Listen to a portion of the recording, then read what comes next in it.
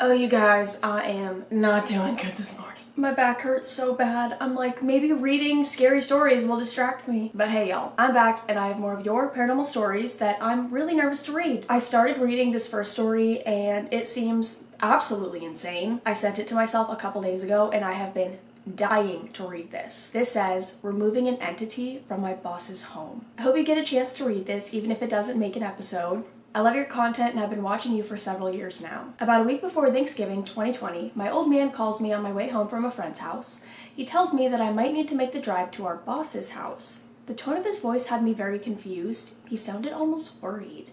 He proceeds to tell me that during meetings with the bosses in Leeds, one of our bosses would randomly look scared or nervous. She would hear loud thumps and what sounded like things being thrown or dropped upstairs.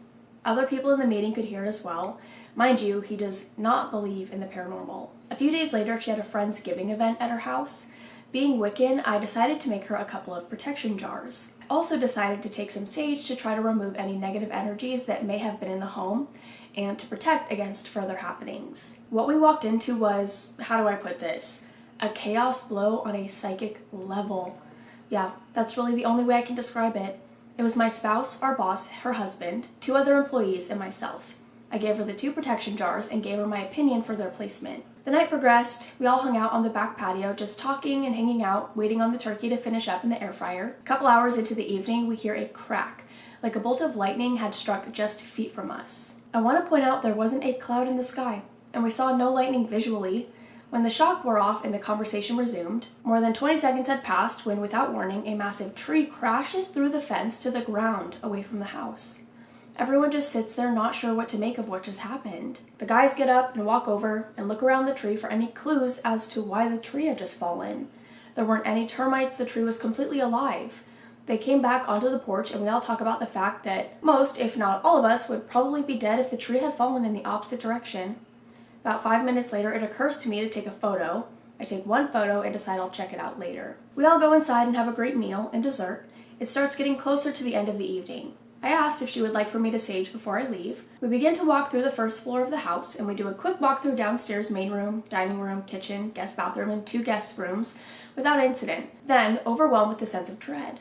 This is an older house on a side of town with significant history reaching back 300 years or even more. We make our way to the staircase that ascends to the 2nd story of the home. The moment I cross the threshold of the stairwell, which is extremely narrow and enclosed on both sides, something straight out of a scary movie, I had become instantly uneasy, almost wobbly as I make my way up the stairs, lit sage in hand. Chanting, asking for any entities to leave and for the home and family to be protected, I received glimpses with every step I took. The same thing over and over. I kept seeing what I could only assume was the entity. I could see it as a physical being instead of the void from the photo, but it was still very hazy. Each glimpse was a different event, but the actions were the same. It wanted to throw the female homeowner down the stairs. It wanted her to feel pain, or even worse. Once I reached the final step, there is the owner's bedroom, and just to my left, a door to the bathroom directly across from me, and then I feel it before I see the door to my far right like being sucked into a vortex.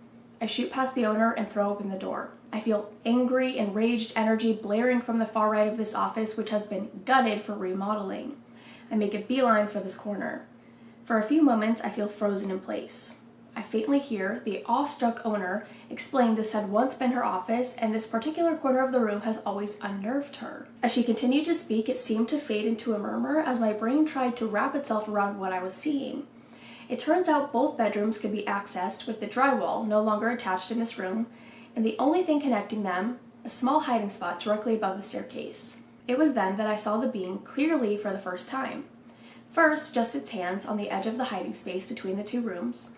The hands were not even hands, they were more like talons, very long and looked to be extremely sharp. It was then when the creature slowly revealed his upper half from behind the wall. I don't think it was used to being seen, only heard, because it was when we locked eyes, I felt rage coming off of this thing in tidal waves. Every wave felt like my own protection was crumbling around me, so I did the only thing I didn't think it would expect. I dropped my own protection, and when it came for me, for lack of a better term, I grabbed a hold of it.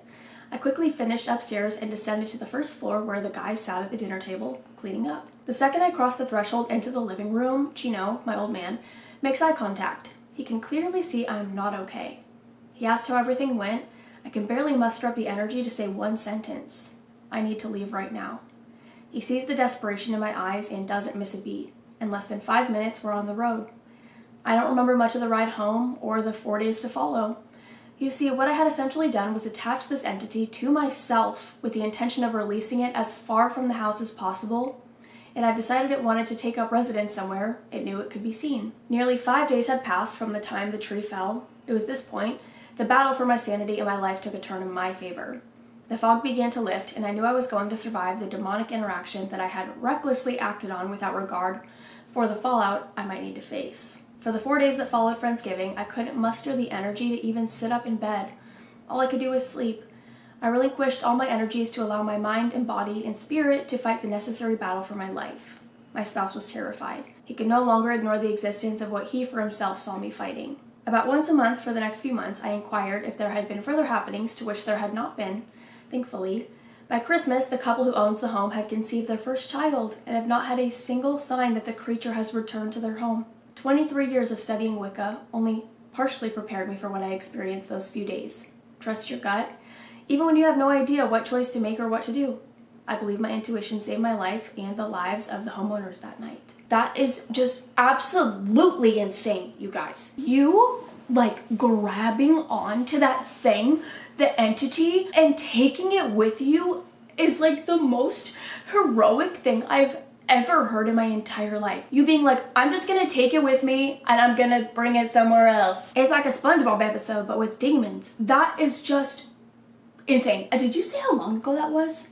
In 2020. So I'm so curious, have you had anything happen? Because I know they said they haven't, but how are you doing? How did you officially get rid of the entity that was now attached to you? And after those 4 days, were you just were you fine? Are you fine? Are you okay? Oh my God. Okay, this story says, to whoever mimicked my daughter, let's not meet. They flared this one as let's not meet, but I started reading it, and a mimic is paranormal, so I'm reading it in this video. Hey Court, hope you're well. I've sent in a few stories, but this one is fresh. Last night I was laying in bed. Okay, last night, this was 11 days ago, you guys. This is fresh as fuck. Last night I was laying in bed reading and completely lost in my book. My daughter's room and I are right next to each other, and our headboards meet on each side of the other wall, if you know what I mean. Sometimes I will knock 3 times on the wall for a little way to say I love you, and she'll knock back 4 times to say I love you too. That's the cutest thing I've ever read. Whenever she rolls around, which she does a lot in her sleep, I often hear the small bangs against the wall. Last night was no different. I was hearing occasional bangs of her rolling around, and then came 3 soft knocks. Soft, but purposeful. I smiled, thinking it was cute that my daughter had initiated the I love you knock, and I was about to knock back when I remembered she was laying at the foot of my bed, wrapped up in blankets. I had been so lost in my book I forgot she had cuddled up down there. I stared at her for a moment at the end of the bed, realizing that was not her making the noises on the other side of the wall. We were also the only 2 in the house besides our cats. They've never made a banging noise, much less knocked on a wall. I was absolutely frozen, and it took me a few minutes to close the door to my bedroom and lock it. I know that's no protection from spirits, and I'm 1000% sure that couldn't have been an intruder because we hadn't left the house all day. I still don't know what it is. I laid in the dark with my eyes closed, wishing myself into sleep until I finally woke up this morning. I did not go investigate and will not attempt to because it terrified me. There's always been an angry spirit in the house. It was built in the 40s. My mom noticed it and came over to sage it, but things in my life just started nosediving after she did that, and the air felt heavy and tense. I decided that the sage pissed off whatever is here and to never do it again. When we first moved in, the room my daughter sleeps in had a deadbolt on the outside of the door, and there are what appear to be stab marks from a knife on the outside of the door as well as at the very top.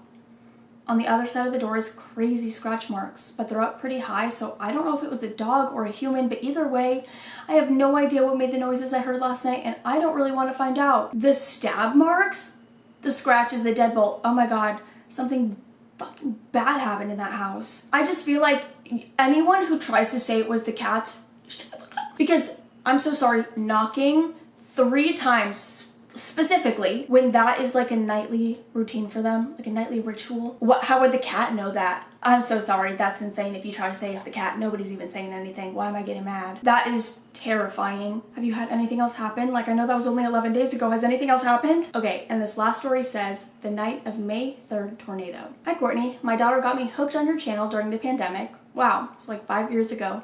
But this is the first time I've shared a story on the subreddit. Hope it's not too long. I hope you enjoy it. A little background first. I live in Oklahoma City, the heart of Tornado Valley. This happened on the night of May 3rd, 1999, tornado. If you don't know, there was a gigantic tornado with the highest wind speed ever recorded at 321 miles per hour.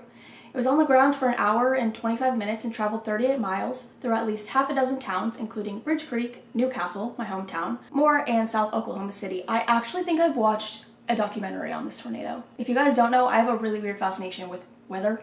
So I think I've actually watched the documentary about this specific tornado. Anyways, about 3 dozen people were killed, hundreds injured, and property damage was in the billions. They actually redid the tornado intensity scale after this because the scale didn't go high enough to categorize this tornado at that time. Yeah, I'm pretty sure I've seen this documentary. It happened on the second day of a week-long tornado outbreak. Almost half of the approximately 150 tornadoes that occurred during this outbreak were on the second day. Y'all can Google the stats and photos. It was insane. I could tell a long story about the whole afternoon and evening and how it affected my family and friends. Many of them lost their homes when it was ripped through, but this story is about later on that night when things got even weirder. Me and Scott, boyfriend then, hubby now, lived in a 1-bedroom apartment on the north side of Oklahoma City, about 15 to 20 miles north of where the tornado went through South Oklahoma City and more. The entire day had been anxiety-filled because there had already been multiple dozens of tornadoes that day, and communications were difficult. A lot of phone lines were down and remaining circuits jammed, and I'm talking about landlines. Cell phones were down too, but only rich people had them back then. It was pretty late that night before I was able to find out that all of my immediate family were safe and unharmed, and even later before we could settle down enough to consider sleeping. I don't remember exact times, but it had to be after midnight or 1 a.m. before we went to bed. Our bedroom had an ensuite bathroom, so the doorway to it was inside the bedroom, probably 3 or 4 feet from Scott's side of the bed. I say doorway because first you walk through the doorless doorway to the sink, then the bathroom door opens to the toilet and shower. Basically, the bathroom is made of 2 smaller sub-rooms, and you walk through a doorway opening from the bedroom into the sink room area. Then you have to open an actual door to get to the tub toilet part room. The bed was situated where you could see most of the sink and mirror through the doorway. This doorway and sink room is important in a second, I promise. We settled in bed, but neither of us could really go to sleep. I laid there at the edge of sleep, more resting than dozing, but still aware of all the sounds around me. At least an hour passed, so it was around 2 or 3 a.m. Don't exactly remember what made me open my eyes, but all of a sudden, I saw an old man standing in the doorway next to the sink looking back at me, wearing nothing but his tighty whities. I instantly sat bolt upright, pointed my index finger at him with my entire arm, Simpsons evil monkey style, and said forcefully, "You're not supposed to be here," at which he vanished. I have no idea why I did or said that. It was just an instant reaction. I didn't really feel threatened, and mostly the old man just looked confused. Scott jolted up, startled by my sudden action, and turned on the lights. I told him what I saw, and he told me that he had been seeing this black, shadowy, fluttery shape floating around across the ceiling for the past few minutes. We gave up on trying to sleep and went to the living room to talk about it. What were we seeing? Were we both asleep enough to be dreaming, yet still awake to think it was really happening? Were we hallucinating? The smell of natural gas hung heavy in the air that night, and we thought maybe it was coming from all those houses that had their gas lines ripped when they were destroyed. So we called poison control and asked if natural gas in the air could make you hallucinate. They asked questions about other symptoms, and we didn't have any. They were very doubtful that a high enough concentration of natural gas could blow 15 miles from the tornado site and cause no other symptoms than hallucinations. So what were we seeing? 26 years later, I still can't say 100% it was a ghost, but other strange things that defy logical explanation happened in that apartment at other times when it wasn't stormy. If you want to stop here, I don't blame you. This is pretty long, but people always say, if you want to hear more, let me know. And of course, we always want more. So here's a short version of a few other things I remember. 1. While we were moving in, I stepped into the same sink room and it was perfectly clean. Next time I went in, a drop of blood was on the counter. From where? Not from me, and nobody else had been in the area. Odd. 2. I had to go to Phoenix for a week on business, and while I was gone, Scott had lights turn themselves on and off, and saw more black shapes moving near the ceiling. It got so bad he slept in his truck for a night or 2 until I returned. I should ask him to write about that story. Oh my god, for it to be so bad that you go sleep in your car? Okay, and 3, The guest bathroom of that apartment had a built-in set of shelves just inside the door. When we were moving out, an oval-shaped glass bottle of cologne that had been in the center of the top shelf was found sitting perfectly upright in the center of the empty bedroom across the hall, as if somebody had placed it there. No one was in the apartment when it was moved. It would have had to have fallen by itself about 4 feet to the tile floor without breaking, roll over a threshold onto the carpet, across the hall several feet to the center of the room, then stand itself upright. Yeah, we picked up the pace a lot on getting our stuff out of there after that.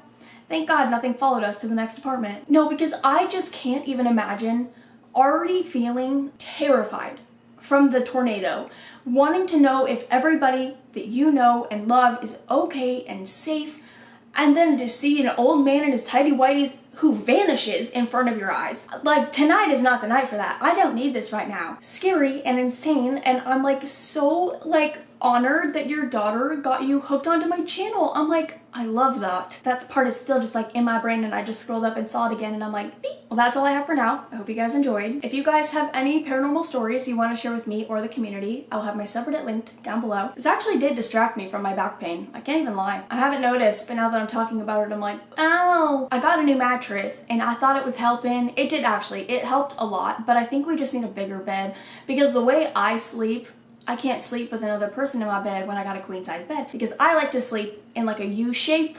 I have scoliosis. So nothing is comfortable at all. Anyways, I'm gonna go. I love you guys so much and I will see you in the next one. Bye.